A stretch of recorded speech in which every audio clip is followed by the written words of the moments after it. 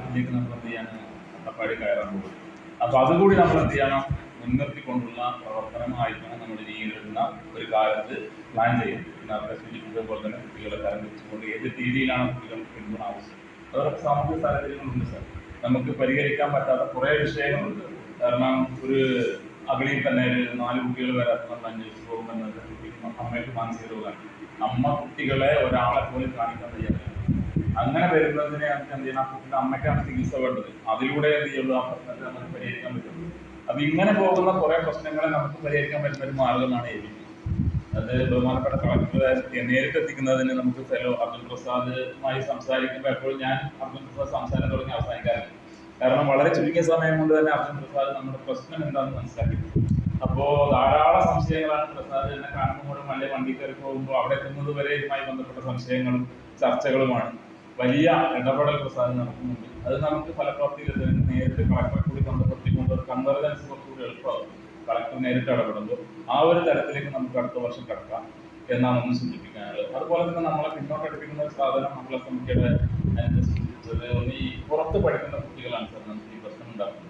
എന്ന് പറഞ്ഞാൽ 10ാം ക്ലാസ് കഴിഞ്ഞു നമ്മുടെ മുഴുവൻ കുട്ടികളുടെയും കണക്കെടുക്കുമ്പോഴും യഥാർത്ഥത്തിൽ അത് 100% ആകുന്നില്ല. പുറത്തു പോയി 10ാം ക്ലാസ് കഴിഞ്ഞ് വരുന്ന കുട്ടികളെ ആരും രീതിയില്ലാത്ത നമ്മുടെ കണക്കിലേക്ക് അത് വരുന്നില്ല. അതുപോലെ പ്രൈമറി മുതൽ പഠിക്കുന്നുണ്ട്, ഹോസ്റ്റലിൽ നിന്ന് പഠിക്കുന്നുണ്ട്. അതേപോലെ നമ്മുടെ ഡ്രോപ്പ് ഔട്ട് കണക്കെടുക്കുമ്പോൾ സാർ നമ്മുടെ ഗവൺമെന്റ് സ്കൂളിൽ കണക്കെടുക്കുമ്പോൾ ഒരു കുട്ടി പോലും ഡ്രോപ്പ് ഔട്ട് ഇല്ല. അങ്ങനെ വരുന്ന ഒരു കുട്ടിയെ പോലും നമ്മൾ അന്വേഷിച്ച് കണ്ടുപിടിച്ച് സ്കൂളിൽ ചേർന്നു. അപ്പോഴും നമ്മൾ കഴിഞ്ഞ ദിവസം ഉള്ളിലുള്ള പാലക്കാട് ഉള്ളിൽ പോയപ്പോൾ 4 കുട്ടികൾ ഡ്രോപ്പ് ഔട്ട് ആയിരുന്നു. അപ്പൊ അതാണ് അമ്മയുടെ സ്കൂളിൽ നിന്ന് പഠനം നടത്തിയ കുട്ടികളാണ്, പുറത്ത് പഠിക്കുന്ന കുട്ടികളാണ്.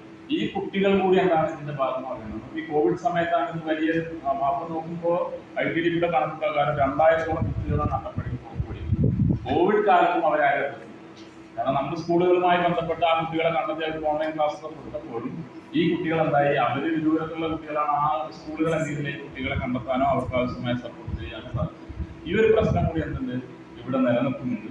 ആ ഒരു കാര്യത്തെ കൂടി അഡ്രസ് ചെയ്യണമെങ്കിൽ ITDP വിചാരിച്ചാൽ മാത്രമേ നടക്കുള്ളൂ. കാരണം ഓരോ ഊരുകളിൽ നിന്നും എത്ര കുട്ടികൾ പുറത്തു പോയി പഠിക്കുന്നു, അവരെന്ത് ചെയ്യുന്നു. ഇപ്പൊ കഴിഞ്ഞ വർഷം നമ്മൾ കളക്ടറുടെ കൺഫറൻസ് മീറ്റിംഗിൽ വന്ന 11 കുട്ടികളാണ് പ്രശ്നം അഡ്മിഷൻ എടുക്കാത്ത കുട്ടികളുണ്ടായി. അപ്പൊ തന്നെ നിർദ്ദേശം വന്ന് ഉടനടി എനിക്ക് അഡ്മിഷൻ കൊടുക്കണമെന്ന് നിർദ്ദേശം. ആ 11 കുട്ടികളും എവിടെ പഠിച്ചതാണെന്ന് നമ്മൾ ആലോചിച്ച് പോകും. മിക്കവാറും അതായിരിക്കും അട്ടപ്പാടിക്ക് പുറത്ത് പഠിച്ച കുട്ടികളായിരിക്കും. അപ്പൊ അങ്ങനെയുള്ള കുട്ടികളെ കണ്ടെത്തുന്നതിനും അവർക്ക് ആവശ്യം ഇടപെടൽ കൊടുക്കാൻ കഴിയുന്ന ഒരു സംവിധാനമാണ് മഹിളാ സമിതി. കാരണം മാഡം കുറെ കാലമായി അട്ടപ്പാടിയിലുണ്ട്. ഏത് മൈന്യൂട്ടായ കാര്യങ്ങൾ, ഏത് ഉള്ളിലുള്ള സ്ഥലങ്ങളിലെ കുട്ടികളുടെ പേര് വരെ കൃത്യമായിട്ട് അതിൻ്റെ മാഡത്തിന് അറിയാം.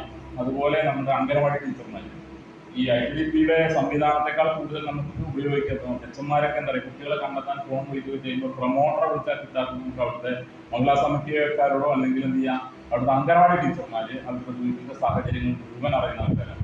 അവരെ സമീപിക്കുമ്പോൾ നമുക്ക് കുറച്ചുകൂടി എന്ത് ചെയ്യും, കൂടുതലായ വിവരങ്ങൾ ലഭിക്കും. അതോടൊപ്പം പഞ്ചായത്ത് സംവിധാനങ്ങളെ മെമ്പർമാരെയും മറ്റും നമ്മൾ എന്ത് ചെയ്യണം, പരമാവധി സ്കൂളുകൾ ഈ പ്രശ്നം ആരോഗ്യമാത സ്കൂളാണ് കൂടുതൽ ആ പ്രശ്നം അനുഭവിക്കുന്നത്, കുട്ടികൾ എത്താത്തതിന്റെ പ്രശ്നം. അവിടുത്തെ പഞ്ചായത്ത് സംവിധാനം അട്ടപ്പാടി വേറൊരു പ്രശ്നം കൂടി ഉണ്ട് സാർ. ഈ ഓരോ സ്കൂളിന്റെയും ഫീഡിംഗ് ഏരിയ എന്ന് പറയുന്നത് അട്ടപ്പാടി മുഴുവൻ, പ്രത്യേകിച്ചും ആരോഗ്യമാത സ്കൂളിലെ ഹോസ്റ്റൽ 2 ഹോസ്റ്റലിൽ നിന്ന് കുട്ടികൾ വരുമ്പോൾ ആ കുട്ടികൾ എന്ത് ചെയ്യാൻ അട്ടപ്പാടിയുടെ എല്ലാ സ്ഥലത്തും കുട്ടി വരും. നമുക്ക് നമ്മുടെ ഫീഡിംഗ് ഏരിയയിൽ മാത്രം നിന്നുകൊണ്ട് എന്ത് ചെയ്യാൻ പറ്റില്ല ഒരു കാര്യവും അട്ടപ്പാടി ഒരു സ്കൂളിനും ചെയ്യാൻ പറ്റും. പുതിയൊരു സ്കൂളിൽ അട്ടപ്പാടിയിൽ മുഴുവൻ കുട്ടികൾ എന്ത് ചെയ്യുന്നുണ്ട്, അവിടെ ഹോസ്റ്റലിൽ നിന്ന് പഠിക്കുന്നു. അപ്പൊ നമുക്ക് പ്രത്യേക സ്ഥലത്ത് എന്ത് ചെയ്യാൻ പറ്റില്ല. അപ്പൊ ബ്ലോക്ക് പഞ്ചായത്ത് വരെയുള്ള സംവിധാനങ്ങൾ ഉപയോഗിച്ചുകൊണ്ടേ നമുക്ക് എന്ത് ചെയ്യാൻ പറ്റുള്ളൂ, ഈ ഒരു പ്രശ്നത്തെ മറികടക്കാൻ പറ്റും. പിന്നെ അതുപോലെ തന്നെ അധ്യാപകരുടെ കാര്യത്തിലുള്ള ഒരു പ്രശ്നം നമ്മുടെ തമിഴ് മേഖലയിൽ വലിയ പ്രശ്നങ്ങളുണ്ട്.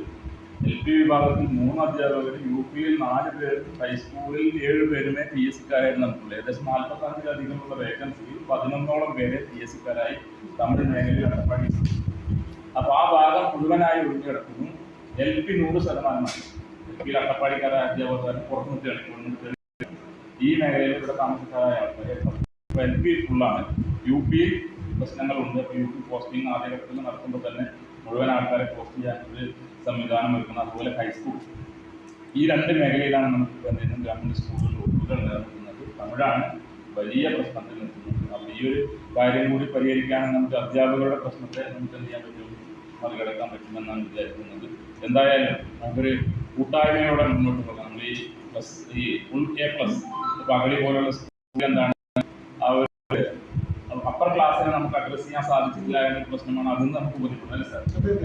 മികവാർന്ന കുട്ടികൾക്ക് ഏറ്റവും മികച്ച ഇത് കൊടുക്കാൻ കഴിഞ്ഞില്ല എന്നൊരു പരിമിതിയെ സ്കൂളുകളെ തിരിച്ചറിയാനും അവരെ പ്രത്യേകം അഡ്രസ് ചെയ്യാനുള്ള ഒരു സംവിധാനം നമ്മൾ എന്ത് ചെയ്യണം? നമ്മൾ എന്താ പറയുക, ഒരു ഭാഗത്ത് നമ്മൾ എന്ത് ചെയ്യണം, 100% എത്തിക്കാനുള്ള വലിയ ശ്രമം നടത്തുമ്പോൾ എന്താണ്, മേലെ നിൽക്കുന്ന കുട്ടികൾക്ക് എന്ത് ചെയ്യാൻ പറ്റുന്നില്ല, ആവശ്യമുള്ള പിന്തുണ കിട്ടുന്നില്ല എന്നൊരു പ്രശ്നം കൂടിയുണ്ട്. അത് നമ്മുടെ വിദ്യാഭ്യാസ മേഖലയിലൊക്കെ മുഴുവനായി നമ്മൾ കുറേ കാലമായി ചർച്ച ചെയ്യുന്ന പ്രശ്നമാണ്. അപ്പോൾ നല്ലൊരു പാക്കേജ് നമുക്ക് എന്ത് ചെയ്യണം, ഈ അവധിക്കാലം കഴിഞ്ഞ് തുടങ്ങുമ്പോൾ തന്നെ തയ്യാറാക്കുകയാണെങ്കിൽ നമുക്ക് സാറ് സൂചിപ്പിച്ചതുപോലെയുള്ള ലക്ഷ്യത്തിലേക്ക് അച്ചീവ് ചെയ്യാൻ കഴിയും. അപ്പോൾ അതിന് ആസ്പിരേഷൻ ബ്ലോക്കിന്റെ സംവിധാനങ്ങൾ പ്രയോജനപ്പെടുത്താം. പ്രതികളെ അതുപോലെ സംരക്ഷിച്ച അക്കാദമിയുടെ ഏകദേശം +2 വരെ സംരക്ഷിച്ച അക്കാദമിയുടെ സംവിധാനത്തിന് കീഴിലായി. അപ്പോൾ എല്ലാ മേഖലയിലും ഇടപെടാൻ പറ്റുന്ന സംവിധാനമായി SSK മാറി. ആ സംവിധാനം കൂടി മുഴുവൻ ഉപയോഗപ്പെടുന്നുണ്ട്, അല്ലെങ്കിൽ ഉപയോഗപ്പെടുത്താൻ പിന്തുണയായി എന്ന് കൂടി ഓർമ്മിക്കുന്ന മേഖലയിലുള്ള നമുക്ക് അതിൽ പറയുന്നത് സമയത്ത് കുട്ടികൾ നമുക്ക് കഴിഞ്ഞ പ്രകാരമാണ് ചെയ്യുന്നത്, നമ്മളോട് സ്പെഷ്യൽ എഡ്യൂക്കേറ്റർ വിടാൻ പറയുന്നത്. ഈ അഡ്മിഷൻ തുടങ്ങുമ്പോൾ ചിലപ്പോൾ അവിടെ ഒരു IB സ്കൂളുണ്ടാകും, പക്ഷെ അവിടേക്ക് നമുക്ക് എന്ത് ചെയ്യാൻ ആളെ വിടേണ്ട ഒരു പ്രശ്നം വരുന്നു. അപ്പൊ അതിനെ കൂടി സാർ എന്ത് ചെയ്യണം, സംസ്ഥാന തലത്തിൽ പുതിയ UDAS പ്രകാരം പുതിയ കുട്ടികൾ നമുക്ക് വിടാൻ ആണെങ്കിൽ കുട്ടികൾ യഥാർത്ഥ മുന്നോട്ട് പോകാൻ കഴിയുകയാണ് അറിയിക്കാൻ.